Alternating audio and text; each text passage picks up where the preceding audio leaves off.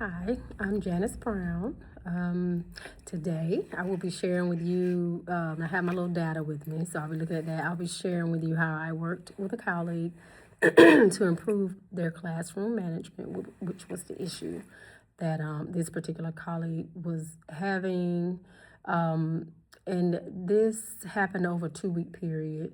I walked through the teacher's challenges with the teacher that we identified and what we were going to do to basically fix that for her, and how all that was going to come together. Now, as far as the colleague had been teaching 3 years. This is actually their third year that's coming to a close. They've been 1 year, teaching 1 year in this particular district. And as far as the generation, they're a millennial. This particular person is relationship focused, creative, and has a strong relationship with their students. However, they're still developing confidence with this classroom management. They've been struggling with that, and I have noticed that, and they have noticed that. So we decided to try to use this assignment to correct that, try to correct it, or make them better, especially when it comes to consistency. The strengths, as far they have strengths, of course. They were able to make engaging lessons. The lessons are fine. That's not the problem. Positive classroom relationships with their student-centered mindset. What they can grow in is we've kind of one area is to be consistent with expectations. I don't think the kids really know, and it's not really drilled on them what the teacher expects. Because and the biggest strength is this teacher can their ability to connect with their students. That's no problem. But this particular teacher tends to prioritize her relationships, which of course is a no-no, because then we've realized that she struggles sometime with enforcing the rule consistently, and this creates gaps in the structure of the classroom, and we talked about that. Now the observations I noticed, it's inconsistent rule enforcement. It's just sometimes she's lenient, sometimes she's strict. She needs to work on that.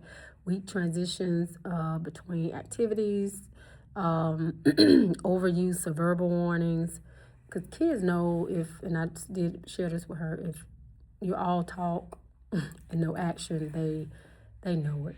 And limited follow through. Like if you keep telling the kids you're gonna do this, but you never do it, then they know they can just get away with anything.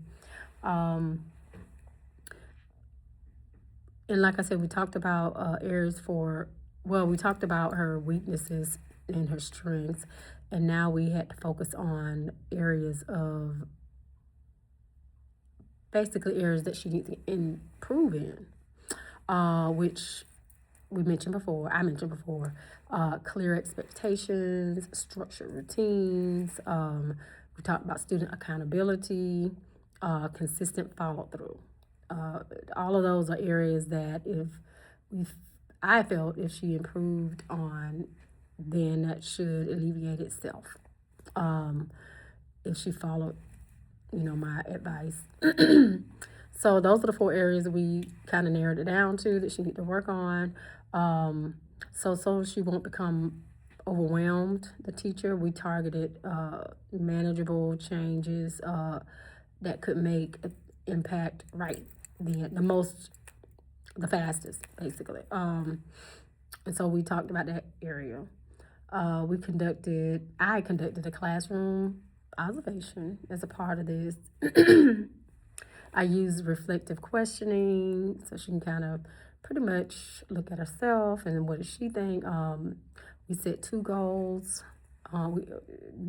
We set to where the 2 goals that she has is to become much clearer in expectations and better transitions. The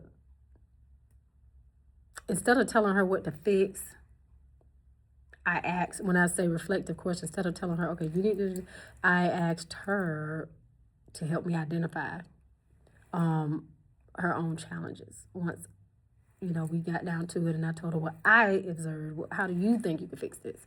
So that gave her some accountability and, the chance to have a say-so in how we correct it. Just like I said, more reflective. We also, the modeling support component, I modeled classroom routines. I also demonstrated how the kids should enter or the procedure. Attention signals, sometimes it could be a look you give the kids, just a look and they know. Redirection strategies, we worked on different strategies for that to see if that could also help in the situation. We also, and these strategies were modeled in her classroom so she could see what effective management that I felt effective management looked like in action. And this made it more concrete, practical, and immediate, as I spoke about that earlier. As far as the practice and feedback, we implemented the teacher implemented strategies, provided I gave her teacher implemented strategies, provided real-time feedback, like, not what the kids can hear, but gave her feedback right away. Focused on consistency, which is one of the areas we said she needed to work on. Now, and I may need to back up, I'm speaking about the sessions now. We had, like I said, it was over a 2-week period, and we decided on about 4 sessions, which is what we were able to do. Now, I'm backing up a little bit because when I talked about the awareness and goal settings, that was the first session we had. We set 2 goals for that session, the clear expectations and better transition. So that session, we talked about, we focused on reflection instead of telling the teacher what to fix. That's the one where I said she basically identified her own challenges. And also, when I talked about modeling support, that was the second session that we came together. That's when I modeled the classroom routines, demonstrated how they're supposed to enter, attention signals, and redirection strategies. And like I said, that was done. That session was actually done in the classroom, so she could see. Session 3. Now I'm back to speed. Section 3 dealt with the feedback and practice. During that session, we talked about teacher implemented strategies, provided real-time feedback, and focused on consistency during session 3. This session, the teacher practiced while I observed, which was total opposite in this section. I gave immediate feedback to that way, so the growth, we could see if there's any areas that have improved. Session 4, the last session we had, and these were spread out over a 2-week period. We did reflection and next step. We reviewed the progress. We celebrated improvements, of course, and we created a plan to where it was ongoing. And by the final session, which is this session 4, I saw very good improvement. Kids, a difference in kids' behavior, which is good. especially in the transitions and student engagement. And we just got to keep working on it because it's not perfect. So it's a work in progress. But right now, everything is much better. As far as the Knowles principles, one I used was self-directed learning.